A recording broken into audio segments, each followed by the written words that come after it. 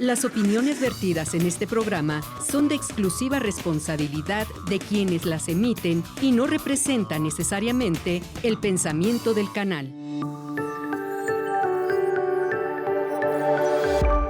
Sistema Michoacano de Radio y Televisión presenta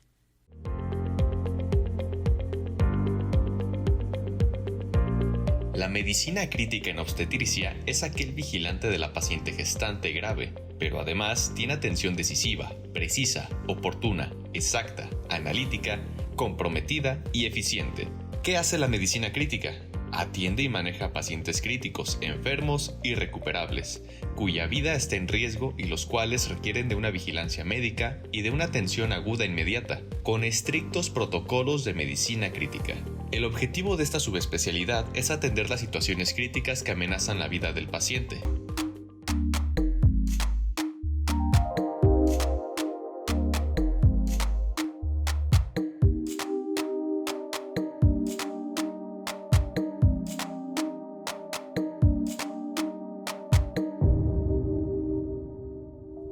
Hola, ¿qué tal? Muy buenas tardes. Bienvenidos a nuestro programa Consulta Médica, un programa de salud con consejos de salud y que cada semana llevamos hasta sus hogares, hasta su oficina, hasta su centro de trabajo, su dispositivo móvil. Importantes consejos que nuestros especialistas nos dan en este programa. Las especialidades de las que tocamos los temas son de todas las especialidades de nuestra área médica. Quiero decirles, yo soy Martín Lira, soy cirujano plástico y conductor de este programa Consulta Médica, y el día de hoy tendremos un tema muy interesante, obstetricia crítica. ¿Tú has escuchado algo acerca de qué se trata la obstetricia? Y la obstetricia crítica, ¿por qué se le dice así? Y bueno, pues hoy tenemos un invitado muy especial que ya ha estado con nosotros en nuestro programa y vamos a ver de qué se trata este tema. Vamos a una cápsula y regresamos.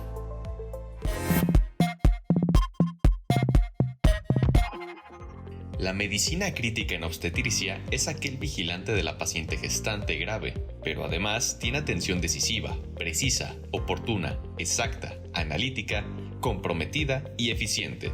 ¿Qué hace la medicina crítica? Atiende y maneja pacientes críticos, enfermos y recuperables, cuya vida está en riesgo y los cuales requieren de una vigilancia médica y de una atención aguda inmediata, con estrictos protocolos de medicina crítica.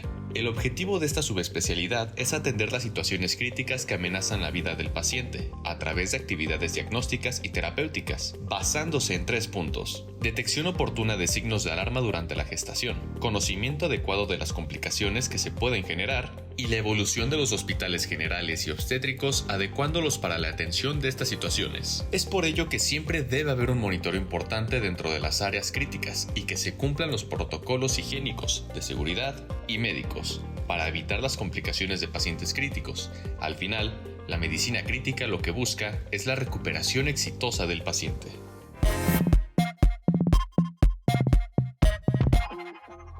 ¿Qué te pareció? Pues interesante el tema, ¿no? Porque muchas veces no parece como de tanta importancia algunos de nuestros temas que escuchamos hablar, a veces de complicaciones del trabajo de parto o del entorno en sí, del nacimiento de un hijo o de una situación muy complicada de un embarazo. Entonces, pues vale la pena conocer a profundidad este tema y pues bueno, vamos a hacer lo posible, llegar y solucionar todas las dudas que tú tengas para que puedas aconsejar a alguien a que vea nuestro programa y desde luego, ¿sí?, que sea de utilidad para la gente que nos está viendo. El día de hoy voy a presentar a nuestro invitado, que es un invitado ya de casa porque ya has estado aquí en el programa, Luis. Así es. Bienvenido. Gracias. No, sí, muchas gracias. Encantado de estar con ustedes nuevamente. Gracias, Luis Alberto Ruiz Marínez. Digo que es como de casa porque ya ha estado con nosotros en anteriores ocasiones aquí en nuestro programa, en la primera temporada que hicimos de Consulta Médica, y pues también en casa porque pues estamos en el Hospital Ángeles aquí en Morelia y pues él es parte del staff de este importante servicio médico que se brinda en este hospital aquí en la ciudad de Morelia, Michoacán. Y bueno, yo quisiera, Luis, preguntarte Platícanos de tu currículum. Tú hiciste medicina general, la licenciatura, aquí en Morelia. Así es. Bueno, yo soy egresado de la Universidad Michoacana de San Nicolás de Hidalgo. Hice la Nicolaita de corazón y afortunadamente actualmente catedrático de la Universidad Michoacana. Tuvimos la fortuna de hacer la licenciatura. De ahí fuimos a la Ciudad de México. Estuvimos... la especialidad la hicimos prácticamente en la Secretaría de Salud del Distrito Federal, que está avalada por la Universidad Nacional Autónoma de México, que es la especialidad en medicina de urgencias. Y ahí hicimos nuevamente la subespecialidad en terapia intensiva. ¿Cuántos de medicina de urgencias son? ¿Cuántos años? Son 3 años de medicina de urgencias. Ajá. Son 2 años de subespecialidad en medicina crítica y posteriormente tuvimos la fortuna de ingresar al Instituto Nacional de Perinatología y poder llevar a cabo la formación como intensivista obstétrico, que se considera como una alta especialidad para nuestra rama. Y bueno, pues estuvimos con los expertos a nivel nacional y mundial con referencia para la formación en estos temas. ¿Cuánto tiempo lleva la de obstetricia crítica? Para nosotros como alta especialidad, es un año. Es un año de entrenamiento. Entonces, 3, y para que se dé una idea usted de qué se trata toda la formación académica que el doctor nos lo dijo en cuestión de 1 minuto, pero son 6 años de la carrera de medicina general, 3 años de urgencias, luego 2 años de medicina de terapia intensiva y luego 1 año de obstetricia crítica. ¿Sí? Así es. Y entonces son 6 años y 6 son 12 años. No es nada fácil, aunque se haya escuchado que es fácil, ¿verdad? Pero bueno, ya estaremos hablando. ¿Y después qué hiciste? Después de haber hecho esta subespecialidad de obstetricia crítica, ¿te seguiste en México? ¿Te viniste para Morelia? ¿Qué hiciste? Bueno, hicimos un posgrado también, un posgrado en salud pública y tenemos 3 entrenamientos. Sí. Un fellow a nivel nacional que es de ecocardiografía crítica y tenemos 2 fellows en el extranjero, uno en Barcelona, en el Hospital Vall d'Hebron, que fuimos a hacer algo que se llama soporte vital extracorpóreo o ECMO. Y el mismo entrenamiento lo tuvimos con la escuela en Colombia. Estuvimos en la Fundación Cardiovascular de esa ciudad y bueno, también tuvimos la fortuna de tener a los mejores en ese momento y podernos entrenar en este soporte que igual más adelante les voy a comentar. Nos platicas. Luis, ¿cuántos años tienes? Bueno, cumpliendo 37 años. ¿Y ¿a qué horas descansas, trabajas demasiado? ¿Eres casado? No, soltero. Ah, perfecto. Todavía. Digo perfecto por el hecho de que por eso has dedicado tanto tiempo a tu formación académica, ¿no? Sí, complicado, pero bueno, la idea es tratar de dispersar un poquito pues la carga de trabajo. Sí. Nosotros desafortunadamente dependemos de estancias completas en los hospitales de 24 por 7 días a la semana, ¿no? ¿Y te viniste a Morelia? ¿Llegaste a trabajar directamente a alguna institución o directamente aquí al hospital? Fue algo muy, bueno y malo. Bueno, porque afortunadamente hubo mucho trabajo. Nos tocó vivir durante la fase de la pandemia. De la pandemia. Y malo porque, bueno, el ingresar a una institución, pues hay que formarse, ¿no? Hay que hacer filas, hay que hacer exámenes, hay que hacer procesos. Pero bueno, al final de cuentas logramos entrar a 2 instituciones públicas y posteriormente, pues a nivel privado, ¿no? Aquí en el Hospital Ángeles, que tengo la fortuna de llevar la batuta de la coordinación de la terapia intensiva. Estás como jefe de la terapia intensiva aquí en el Hospital Ángeles. En el Hospital de Ángeles, de aquí de Morelia. Y bueno, ¿y en las instituciones donde estás en seguro? ¿O en dónde estás? Sí, estuve trabajando durante 1 año. De hecho, mis guardias en el seguro eran nocturnas. Sí. Duramos aproximadamente 1 año. Y en la Secretaría de Salud, pues en las mañanas prácticamente salíamos de guardia, entrábamos al hospital a la mañana, nos veníamos para el hospital y prácticamente era vivir en el hospital. Vivir en el hospital, sí. Así es. Pero bueno, y ahorita solamente estás aquí en el hospital. Distribuimos los tiempos. Normalmente sí, todavía estoy en una institución pública. Y bueno, prácticamente el resto es aquí de la terapia. Así es. Casi el 100%. Pues estamos aquí disponibles. Sí, yo te veo todos los días por aquí, te veo siempre en alguna parte del hospital, ¿no? Así es. Oye, Luis, ¿qué es la obstetricia crítica? Platícanos de manera general, antes de pasar allá a los detalles. ¿Por qué se le llama así obstetricia crítica? La gente no lo sabe. ¿Por qué? Ve la palabra obstetricia porque oye ginecología y obstetricia. ¿Pero qué es esto de obstetricia crítica? Claro. Bueno, realmente no es un tema nuevo. Sí, de hecho, anteriormente inclusive tuvimos la oportunidad de platicar pues, el origen de la terapia intensiva de la medicina crítica. Digo, no es algo nacional, sino bueno, es un prototipo tomado del extranjero, principalmente en los años de 1950, con dos personalidades muy importantes para las áreas críticas. Uno es el doctor Max Hardwell y el otro es el doctor Peter Safar. Ambos obviamente integraron dos teorías, uno en relación al compromiso circulatorio o a la disfunción circulatoria y el otro exclusivamente a la disfunción de bomba o al choque cardiogénico.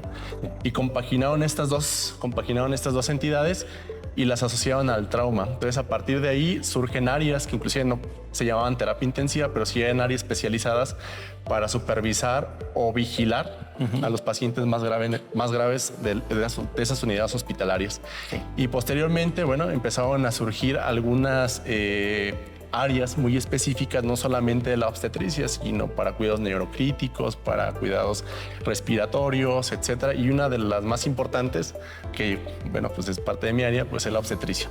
Okay. En México como tal, existen algunos datos de que la primera terapia obstétrica como tal que se conformó, pues fue parte de lo que es la terapia intensiva del siglo XXI, que ahí configuraba pues como una terapia, bueno, no como una terapia, sino que organizaron el área de tococirugía, la equiparon y diseñaron y la estructuraron para atender ese tipo de pacientes tan graves que no podían ir a piso y que no podían ir a otra unidad, que en ese tiempo no existía un sistema estructurado como tal para la atención de la paciente obstétrica.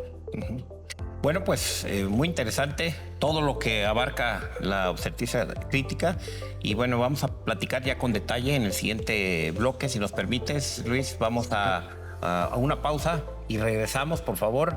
No se vaya y vamos a la otra parte del set. Luis, por favor, regresamos.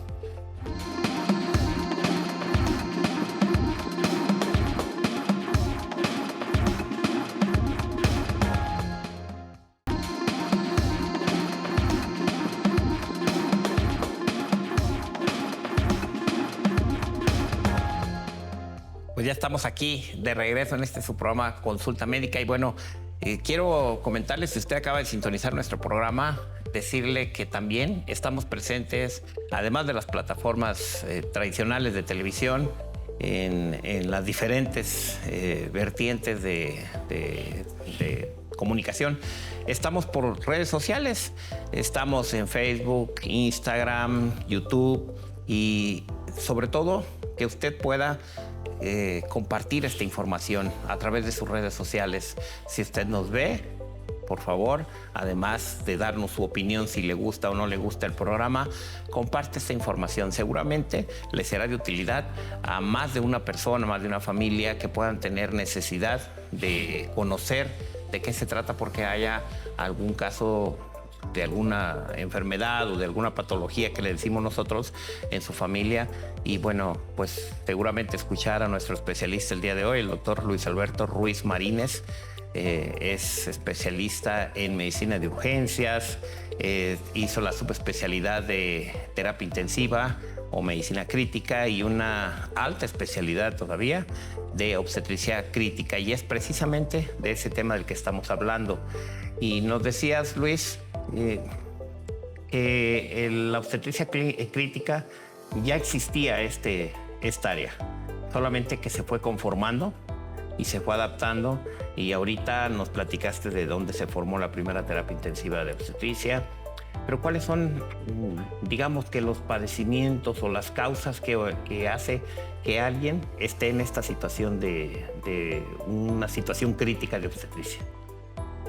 Bueno, de hecho, algo muy importante de los padecimientos que nosotros vemos en el área de la terapia crítica obstétrica, representa un problema de salud pública. Inclusive más del 80% de las las patologías que representan la morbimortalidad o la muerte o la gravedad extrema de una paciente, normalmente, actualmente, pues es la hemorragia obstétrica y todos los trastornos asociados a la enfermedad hipertensiva del embarazo. Okay. Y una tercera causa, pues los procesos infecciosos, lo que conocemos como sepsis materna. Entonces son 3 entidades que desafortunadamente siguen matando a las pacientes embarazadas, pacientes jóvenes. Y algo, pues, desafortunadamente complejo, pues es que el término que nosotros conocemos como muerte materna, pues todavía para nosotros lo consideramos pues como un indicador, y ese indicador pues es muy sensible para el desarrollo de una nación. Inclusive tanto así que tenemos un observatorio a nivel nacional que está vigilando de forma estricta los procesos de atención de este tipo de pacientes. Sí.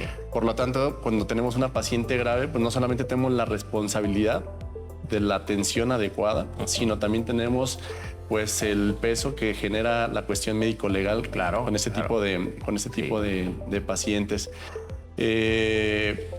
Desafortunadamente, lo vuelvo a decir, esta semana, la última semana del Sistema Nacional de Vigilancia Epidemiológica, donde se reporta los casos de la razón de muerte materna, el número de pacientes, pues sigue apuntalando pues la hemorragia obstétrica. Entonces, es interesante ver por qué, a pesar de tener muchos recursos, tecnología y capacitación, etcétera, pues por qué las pacientes siguen falleciendo. Y la verdad es que hay estudios muy interesantes que generan esta pregunta, y las respuestas pues también siguen siendo muy catastróficas, porque una de las respuestas a esta deficiencia de la atención representa inclusive el estado de ánimo del personal de salud. Inclusive la limitación a la capacitación o los recursos que podamos administrar para la atención de estas pacientes. Entonces es muy complejo. Digo, hay cuestiones que salen de nuestras manos, como la cuestión estructural, la cuestión económica, etcétera. Pero la más sensible que nosotros, pues obviamente es el entrenamiento, la capacitación y lo que te comento. Al final de cuentas, la cuestión en relación al ánimo también tiene un impacto directo en el incremento de la mortalidad o morbilidad de las pacientes. Y es muy interesante lo que dices, porque pareciera como que, bueno, pues voy a trabajar. Este no es un trabajo. Yo siempre les digo, cuando me dicen, ¿y cómo te ven el trabajo? Y le digo, bueno, el área de la medicina no es un trabajo que puede uno decir, pues me va igual que siempre, porque siempre tienes pacientes, tú más en el área en la que estás, pero todos tenemos pacientes de alguna manera de urgencia, y que puedes llegar a tu trabajo tranquilo y de repente enfrentarte a una situación de un estado grave de un paciente en el caso de nosotros, un paciente quemado, por ejemplo, y que de repente ya tu estado de ánimo no es el adecuado, a lo mejor lo que dices, ¿no? A lo mejor hay algún descuido, alguna situación, pero en Michoacán, hablando de nuestra región, la accesibilidad, porque hay muchos lugares que están muy retirados de las grandes ciudades. Digo, yo entiendo que aquí estamos, digamos, en la gloria, porque estamos en la capital del estado, estamos en un hospital de este nivel que tiene todos los recursos.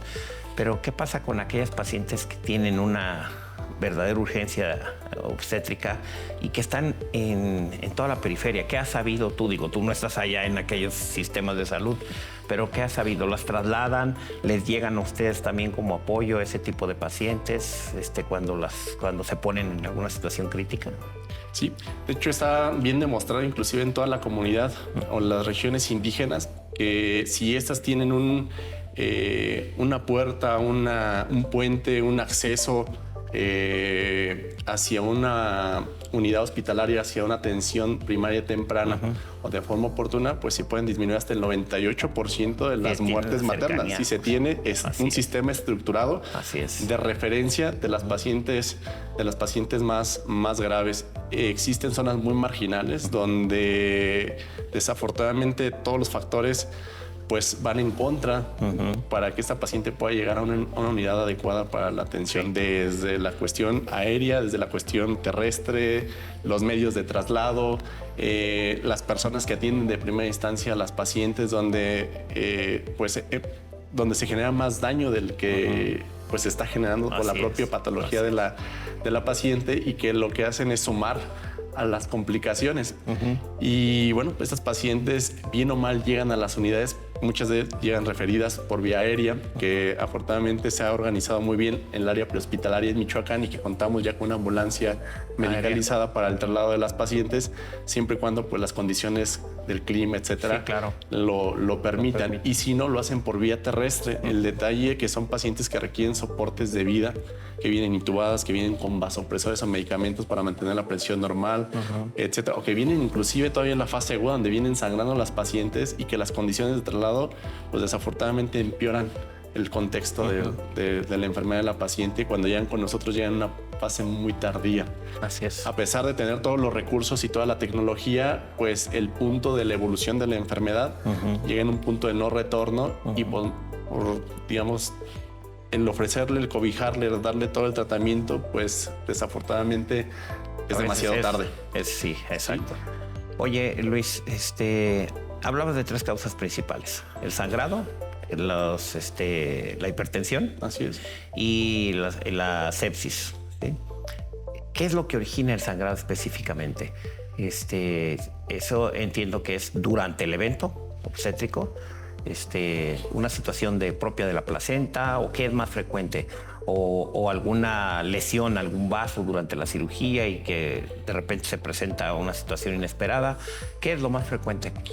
Bueno, lo más importante para nuestras áreas, inclusive aparte de la formación, de tener a lo mejor un ginecólogo que tenga la formación en medicina materno-fetal, o nosotros especializados en las áreas críticas, es hacer tamizajes o identificar a las pacientes en riesgo.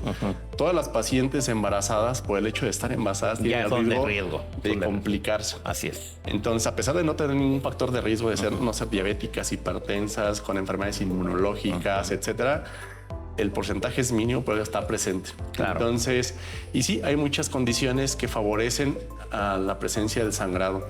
Como bien lo dices, principalmente durante las primeras 48 horas es cuando se presentan estos eventos fatales. Sobre todo puede ser inclusive pues durante el parto o el evento quirúrgico, donde tenemos las complicaciones, o sobre todo la hemorragia. Y la primera complicación o la primera causa, perdón, de la hemorragia obstétrica es lo que conocemos como atonía uterina. Es decir, que el útero no tiene la capacidad de contraerse después de haber retirado el bebé. Y pues los mecanismos fisiológicos de la mamá pues no tienen la capacidad de compensar este fenómeno. Entonces automáticamente pues como una llave empieza a sangrar, y el problema es que el sangrado es muy importante y tenemos que actuar de forma importante. Para ello inclusive contamos algo que nosotros conocemos como el famoso código oro o código Mater, y que no es otra cosa más que el llamado a alertar algo que está bien estructurado en las instituciones, que se llaman equipos de respuesta obstétrica. Esos equipos están conformados principalmente por quirúrgicos y por áreas clínicas que obviamente compaginan durante la atención. Y algo importante que se suman por la cuestión del laboratorio, el área administrativa, dirección, etcétera, para garantizar que se dé todo o que se bajen todos los recursos para la atención, de las pacientes. Es muy importante mencionar, si conozco cuál es la primera causa, pues al menos tener la estructura para poder dar un manejo de contención médico, así es, mecánico, si se puede, lo que llega pues mi equipo quirúrgico para tratar de resolver o evitar una complicación mayor. Entonces, de hecho, para eso estamos preparados nosotros y por eso estamos entrenados, para evitar el colapso materno. Entonces, y obviamente tenemos que acompañarnos siempre de un equipo quirúrgico que esté bien capacitado, que esté bien entrenado, para que nos ayude a, pues, en este caso, a limitar el sangrado, ¿no? Que es una de las primeras causas de muerte materna. Sí, ahí es donde se toma la decisión, por ejemplo, si entra el equipo quirúrgico en salvar la vida de la madre, que ya el producto ya está fuera, salvar la vida de la madre, y ahí es donde de repente ocurre que le retiran el útero, hacen la histerectomía por cuestiones de atonía o de sangrados como tal, ¿no? Exacto. Oye, Luis, y hablando de los procesos de hipertensión o la enfermedad hipertensiva del embarazo, para decirlo correctamente, para que la gente lo escuche, ¿esto se puede conocer durante el embarazo? Si alguien va a tener este problema, o se presenta ya al final y no pudo haberse previsto esta situación de que llegara a suceder. No, sí, de hecho, existen programas en primer nivel del control de la paciente embarazada para identificar qué paciente pues tiene este riesgo, qué paciente puede ser potencialmente complicable. Sí. Una paciente que es diabética, una paciente que es hipertensa, una paciente que es obesa, correlaciona con el factor de riesgo, con el mismo factor de riesgo para poder desarrollar esa alteración que nosotros conocemos como preeclampsia, que no es otra cosa más que el descontrol de la presión durante el embarazo y que tiene algunas alteraciones o repercusiones a diferentes órganos, que puede ser desde cerebro, pulmón, hígado, riñón y la sangre, que inclusive puede llegar a generar una situación, un evento catastrófico y puede matar a la mamá y al bebé si no lo controlamos de forma temprana. Ellos se llaman, tenemos algunos índices y algunas calculadoras ya donde nosotros metemos los datos y nos da un riesgo y esa paciente se tiene que trasladar o se tiene que derivar de forma oportuna con el especialista o con un grupo de especialistas para llevar el manejo pues, multidisciplinario, porque esto no es un trabajo individual. Claro. Aquí está la participación del materno-fetal, del ginecólogo, del endocrinólogo, cardiólogo, etcétera. Son múltiples especialidades que por las que nos tenemos que abrazar para poder dar un manejo integral. Sí hay algunos marcadores, hay unos marcadores que se producen principalmente durante el embarazo, que nosotros los podemos medir para determinar si existe el riesgo, esta paciente puede desarrollar preeclampsia. Digo, son muy poco accesibles, inclusive nosotros tenemos que enviarlos a otra institución para poderlos procesar, pero existen. Pero lo más importante pues es la prevención, la identificación y el tamizaje, es decir, hacer una identificación oportuna de las pacientes en riesgo y derivarlas de forma oportuna. Y más vale prevenir, ¿verdad? Sí, más vale prevenir en este caso, como la frase bien lo dice. Vamos a ir a una pausa, Luis, si me permites. Y bueno, regresamos. No se vaya, por favor, porque estamos hablando de obstetricia crítica con nuestro invitado, el especialista en medicina crítica, en obstetricia crítica, el doctor Luis Alberto Ruiz Marínez. Regresamos, no se vaya.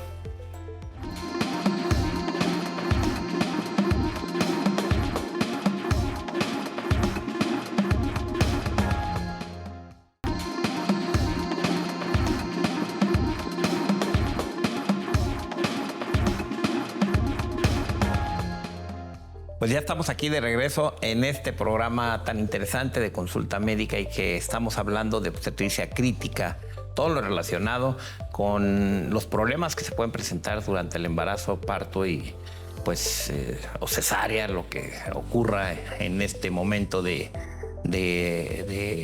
ese binomio materno-fetal que viene a traer como consecuencia una nueva vida de un ser humano. Y estamos con nuestro especialista, el doctor Luis Alberto Ruiz Marínez, que nos está hablando precisamente de todo esto. Ya hablamos de una de las causas más frecuentes de este tipo de patologías, que es el sangrado, la enfermedad hipertensiva del embarazo, y acerca de las infecciones o la sepsis, que como lo comentas, ¿qué tan frecuente es o por qué se presenta una sepsis en este momento del embarazo, digamos, o del parto? Bueno, inclusive es considerada como la tercera causa de complicaciones sobre la mamá y el feto. Y son totalmente dos líneas. Una es que involucra al bebé y lo que es el útero, y la otra que involucra órganos que están circundantes, principalmente al útero, pero que no es la primera causa del útero como un proceso infeccioso, ¿no? Que son muy frecuentes, por ejemplo, las infecciones de vías urinarias, las infecciones intestinales, las infecciones respiratorias, que se pueden autolimitar con control y manejo convencional, pero existen algunas condiciones maternas que pueden exacerbar y complicar a la mamá y llevarla a un estado muy, muy grave que requiera inclusive manejo avanzado de la vía respiratoria, conectarla a un ventilador o llevarla a algún dispositivo artificial, etcétera, terapia de reemplazo renal o alguna situación catastrófica. Pero normalmente, afortunadamente, no es lo más común dentro de las entidades, pero sí es importante dar un buen manejo. Y repito nuevamente, desde la medicina preventiva. Sí. Tenemos infecciones de forma repetitiva, inclusive 5 o 6 eventos, y se postergó casi hasta el fin del embarazo, y en el embarazo se complicó con un problema a nivel renal y ya tuvo una manifestación sistémica con repercusión a nivel cardíaco, a nivel pulmonar, y que comprometen pues tanto la vida de la mamá como del feto. Y existen otras patologías que son muy inherentes, son muy relacionadas pues al embarazo. Una de ellas, y la más común, es la coriamnionitis, que es muy, muy conocida en el medio y que pues bueno, tenemos que identificarla de forma temprana, porque si no pues puede ser fatal o catastrófico tanto para el feto como para la madre. Sí. Y la otra, bueno, sí hay cuestiones inherentes relacionadas a los procedimientos quirúrgicos, inclusive pues que se quedan parte de los tejidos dentro de la cavidad y que pueden ser la causa directa de los procesos infecciosos. Ok.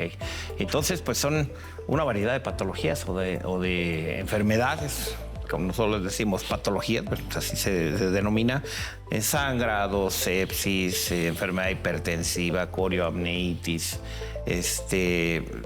Bueno, para poder evitar todo eso, pues definitivamente hay que tener un seguimiento adecuado durante el embarazo, ¿no? Con su médico de confianza, con su médico familiar y posteriormente, si es necesario, con su ginecólogo o de preferencia con un ginecólogo para que le dé el seguimiento adecuado y que no tenga que presentar, o si se presenta alguna complicación, sea prevenible o se pueda atender. Y en esta área de la obstetricia crítica, entiendo que no todos los pacientes que te llegan son del mismo grado de gravedad, digámoslo así. Entonces, ¿cómo haces esas fases o cómo son las fases de este periodo crítico de la obstetricia? ¿Cómo los manejas? Cuéntame. Sí, bueno, algo importante recalcar, que lo que nosotros hacemos en el área crítica pues es ver el espectro más letal de las enfermedades relacionadas con el embarazo. Es decir, nosotros acompañamos al equipo quirúrgico, acompañamos al equipo responsable de la paciente, que en este caso normalmente es el ginecólogo, que es el que lleva la batuta del tratamiento, pero que normalmente viene una sobreexpresión, un compromiso tan importante de uno o varios órganos que requieren soportes o intervenciones distintas, y es donde nosotros intervenimos de forma directa.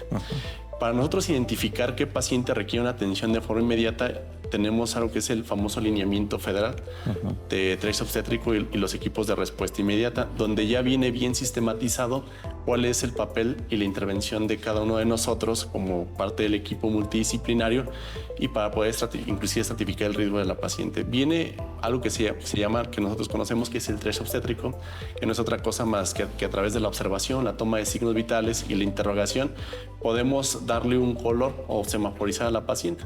Si es una paciente que tiene un compromiso inminente de la vida, lo catalogamos como rojo, y es una paciente que no puede esperar y requiere un tratamiento de forma inmediata. Y eso se puede exacerbar en cualquier momento del embarazo. Inclusive en fases muy tempranas, inclusive en el proceso del trabajo de parto, en el proceso quirúrgico, en el puerperio, etcétera, se puede presentar y tenemos que estar listos. Y sí, existe una recomendación. Hay varias fases para nosotros poder redirigir o saber a dónde va a ir la paciente una vez después de controlar la causa que generó la alteración o el compromiso pues sistémico. Y nos guiamos mucho con estas fases que las recomienda la Federación Internacional de Ginecología y Obstetricia. Y la fase 0 normalmente pues no es otra cosa que es una paciente que puede ir a cualquier parte del hospital, simplemente que exista un acompañante, y que no es una paciente que no representa mayor riesgo, que no requiere un cuidado estricto, pero solamente pues bueno, las horas pertinentes posterior al nacimiento del bebé para ver que todo esté bien. Exacto. Y que puede ir a casa. Tenemos la fase 1, donde es una paciente que es potencialmente complicable, que en ese momento no se exacerbó su condición de base y que requiere estar monitorizada nada más, como estar expectantes, por así decirlo. Y existe lo que es la fase 2, donde la paciente pues se complicó, es decir, pero no requiere más de algún soporte, es decir, no quiere sustitución de la función respiratoria, que esté conectada a un ventilador, y probablemente puede ir a una terapia intermedia. Y la más crítica, que es la fase 3, donde la paciente requiere un soporte multisistémico, requiere estar intubada, requiere terapia de reemplazo probablemente renal, requiere transfusión, requiere medicamentos para controlar la presión, o probablemente reintervenciones de acuerdo a la condición clínica que la llevó a esa entidad. Entonces, y ella pues sí requiere estar exclusivamente en una área de terapia intensiva. Lo ideal y lo que estamos peleando es que todos los hospitales o todas las unidades que atiendan a pacientes o a la mujer embarazada cuenten con esta unidad. Yo siempre les comento que no es una cuestión de lujo tener una unidad obstétrica en lugares o en hospitales que nos dediquemos a atender pacientes embarazadas. Sí. Más que un lujo, es una necesidad. Sí, tenemos que estar preparados porque la condición de una paciente embarazada cambia 360 grados en cualquier momento en relación a un paciente convencional. Así es. El reto incrementa principalmente porque todos los cambios asociados al embarazo, todos los cambios fisiológicos que sufre la mamá, pues es muy distinto a un paciente convencional y tenemos que identificarlos, pero no solamente identificarlos, sino que tenemos que saber tratar e intervenir de forma oportuna y de forma adecuada pues todos estos sucesos en relación a la paciente embarazada. Entonces, porque algo que nos compromete a todo el sistema de salud, y siempre lo remarco, pues, y entra dentro de la definición operacional de muerte materna, que bien lo dice, que bueno, es el fallecimiento de una paciente durante el embarazo, independientemente del tiempo o el sitio de embarazo, y que se puede asociar obviamente secundario a complicaciones obstétricas, pero no solamente a la condición obstétrica ni al evento quirúrgico, etcétera, sino también depende mucho del tratamiento, si este fue correcto o no, y las intervenciones fueron correctas o no. Es decir, todos estos factores que alteran los eslabones de una atención, una cadena correcta de atención, si nosotros intervenimos de forma normal, en ese momento estamos involucrados en un proceso médico legal. Pues eso es muy interesante para conocerlo más que las pacientes, conocerlos todos los que trabajamos en el área de la salud y sobre todo los que están más involucrados, desde enfermeras, desde médicos, anestesiólogos, todos los que estamos de alguna manera más de lleno, no en mi caso de especialidad, pero de otras especialidades, como lo dices, conocerlo, porque pareciera como que, pues no, pues yo no soy el ginecólogo, ¿verdad? Yo nomás vine a dar la anestesia, pero pues bueno, ahí viene, es parte de todo ese equipo. Hay una sección que vamos a continuar ahora, es el de preguntas que hacen del público y que nos hacen preguntas. Ya las tenemos aquí, estas preguntas, y bueno, te vamos a preguntar qué opinas, o si es correcto o si es falso. En muchas ocasiones a veces son hasta mitos, no lo sé, ahorita lo vamos a leer. Por ejemplo, está la primera pregunta de Angelina a través de Instagram, que nos pregunta que ¿por qué mencionan que las infecciones urinarias repetitivas pueden ser peligrosas si todas las embarazadas las tenemos cuando estamos embarazadas? Me imagino.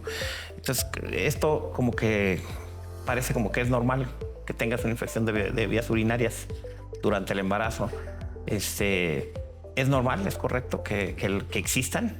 Sí, de hecho, nuevamente por los cambios fisiológicos del aparato genital de la mujer durante el embarazo, condiciona que pueda haber procesos infecciosos de repetición, pero que estos normalmente son locales y que se pueden autolimitar con tratamientos muy básicos.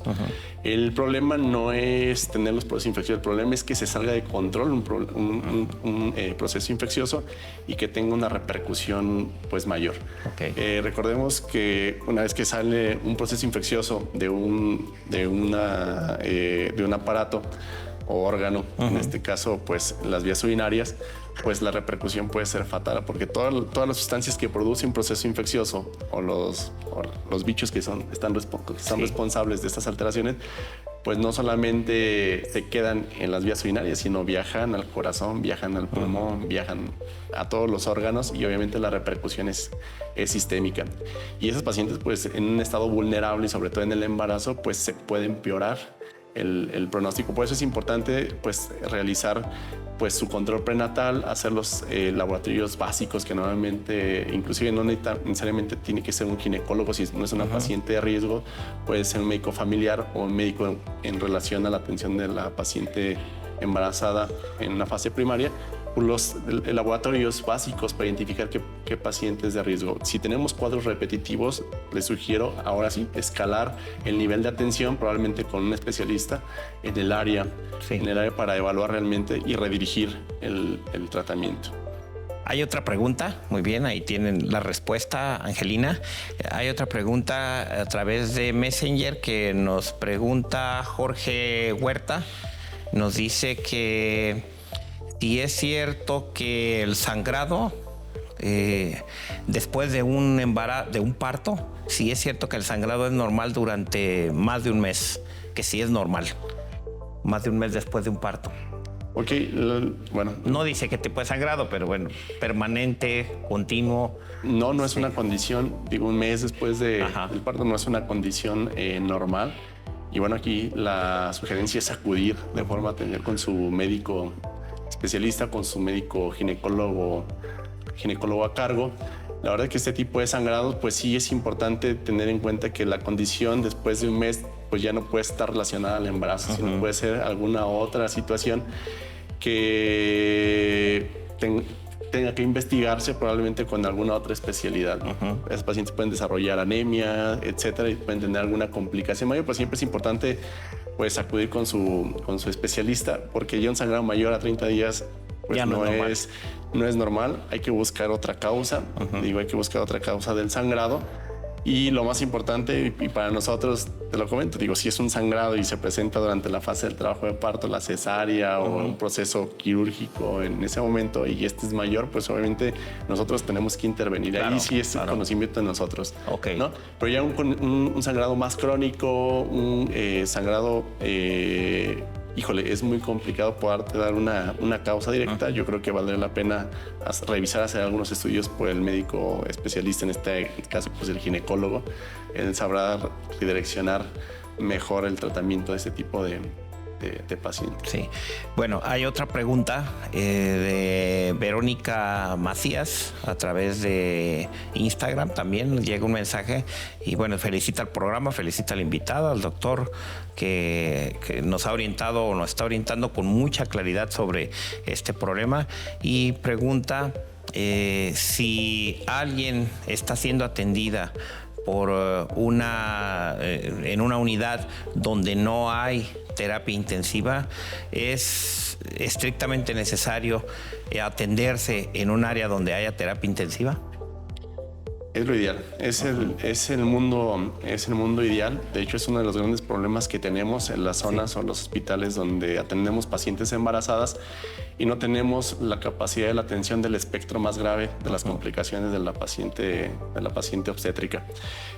Aquí radica la comunicación, radica la identificación temprana, es decir, si yo como especialista tengo la seguridad que esa paciente tiene un riesgo de complicación del 80%, empiezo a gestionar la necesidad de un traslado seguro y oportuno después de la interrupción o del proceso quirúrgico, si es que se puede realizar o está en condiciones la zona o el lugar para realizarlo, y si no, trasladarla de forma oportuna, porque esta paciente requiere un manejo multidisciplinario. Sí. No puedo tener una paciente compleja en una clínica donde tenga recursos limitados. Primero porque requiero de banco de sangre, requiero de dispositivos como ventilador, bombas de infusión, máquina y sobre todo personal especializado para la atención de la paciente. Si no, sumamos estos factores a que tengamos mayores complicaciones. Entonces, aconsejarles que sobre todo cuando nosotros sabemos que tenemos algún familiar o como médicos que una paciente tiene un factor de riesgo muy importante, pues siempre buscar el mejor lugar para la atención. ¿Cuál es el mejor lugar? Que tenga todos los recursos para poder atenderlo. Muy bien, pues muy interesante. Vamos, si me permite, damos una pausa y regresamos. No se vaya, continuamos aquí en Consulta Médica.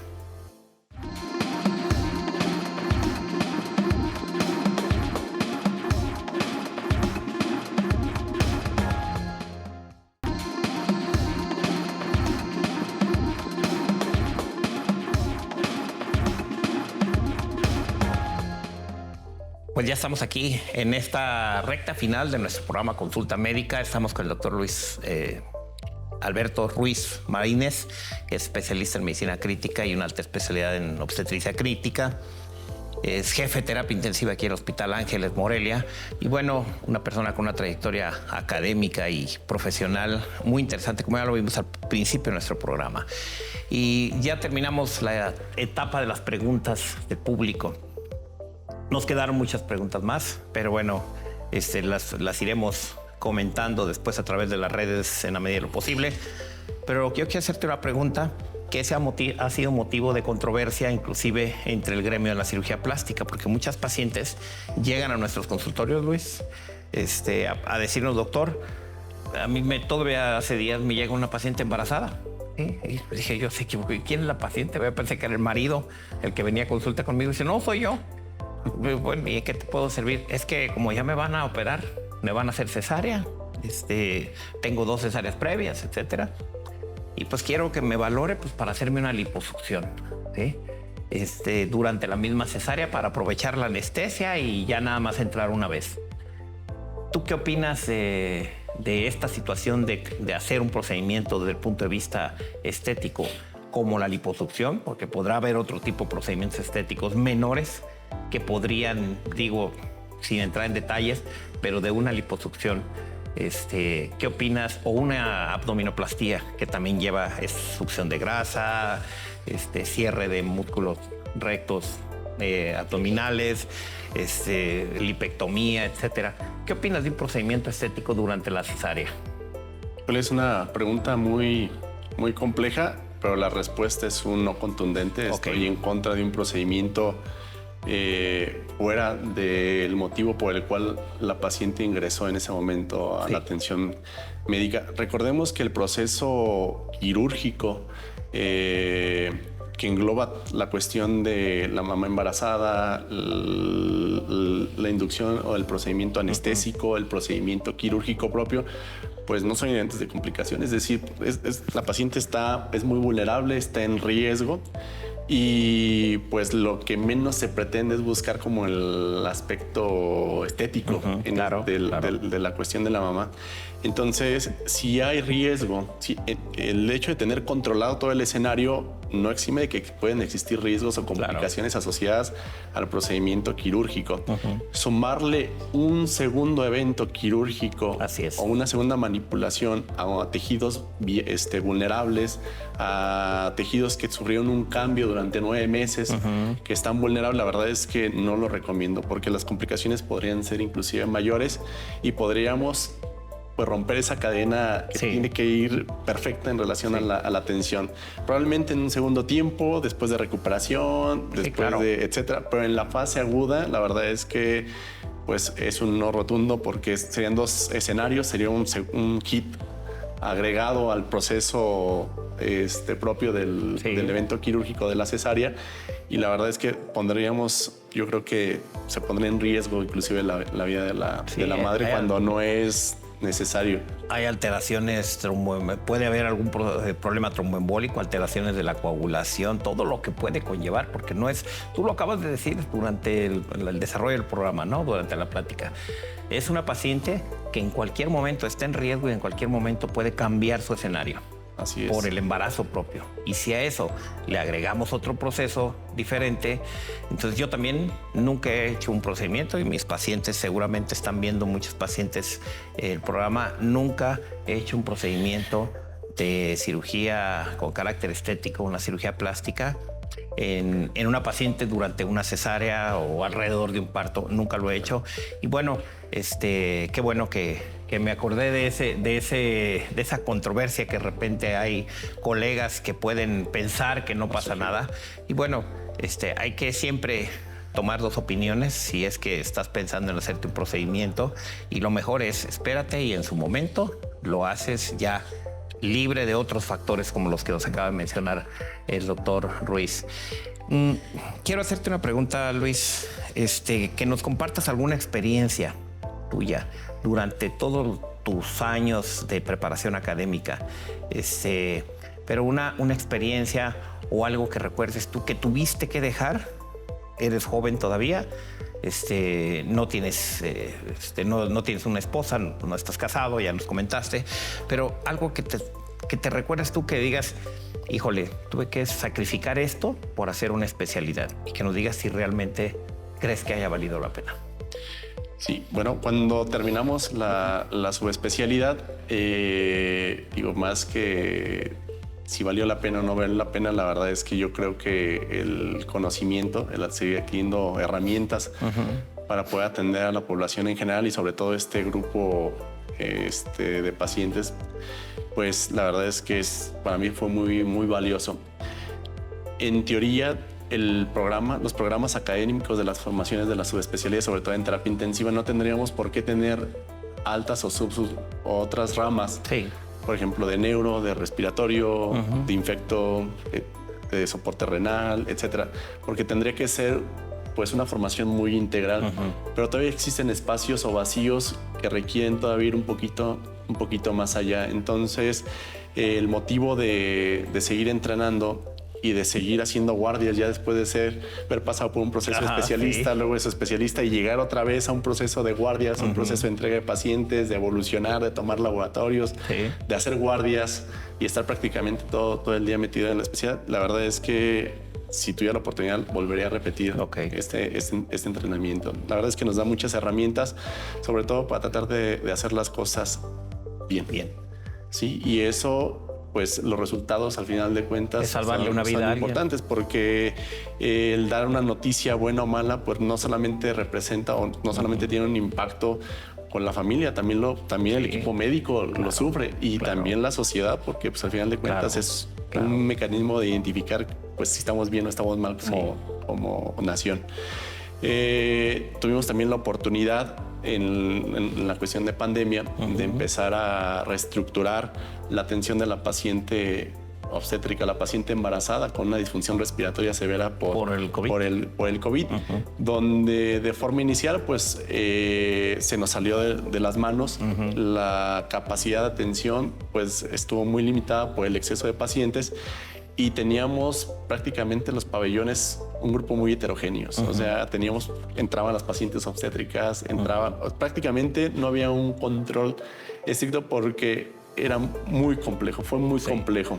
Y lo que pudimos rescatar es que en ese momento, pues, separamos a este grupo especial de pacientes y las llevamos a un área distinta, un área donde podríamos monitorizar tanto a la mamá como al bebé, donde ya no corríamos para interrumpir el embarazo porque estaba en riesgo la mamá, sino teníamos el escenario controlado, podíamos seguirle otorgando todavía esa incubadora natural a la mamá, al bebé, y poder garantizar la vida de la mamá. Entonces invertimos la cifra de la mortalidad, empezamos a tener una defunción de 9 mamás en un grupo, por ejemplo, de 10 pacientes que atendíamos, y cuando reestructuramos esta atención, pues invertimos, inclusive teníamos una muerte por cada 10 pacientes. Y tuvimos la fortuna de trabajar con un grupo de expertos a nivel nacional y proyectar las primeras guías de atención de COVID en la paciente obstétrica. Sí, pues qué interesante, Luis, y creo que después de todo sí valió la pena y vale la pena que seguirte capacitando, porque finalmente tú en el área que estás, si todas las áreas de la medicina tienen que ver con la salud y con la vida de los pacientes o de los pacientes, en el área donde tú estás, la toma de decisiones correcta en el momento correcto está basada en tu preparación académica, y esa toma de decisiones le salva la vida en cuestión de segundos a alguien. O sea, no puedes titubear. O lo haces o no lo haces. Así de sencillo. Te felicito mucho por estar aquí en el programa, Luis. Muchas y eres invitado, eres de casa, ya sabes. Y estamos en tu casa, además. Muchas gracias. Gracias. Y a usted que nos favoreció con su atención, decirle que cada semana tenemos un programa diferente, con temas de salud también muy interesantes para usted, como el que tratamos el día de hoy. Y decirle que yo soy Martín Lira, soy cirujano plástico y conductor de ese programa Consulta Médica. Nos vemos la próxima con otro programa más. Hasta pronto.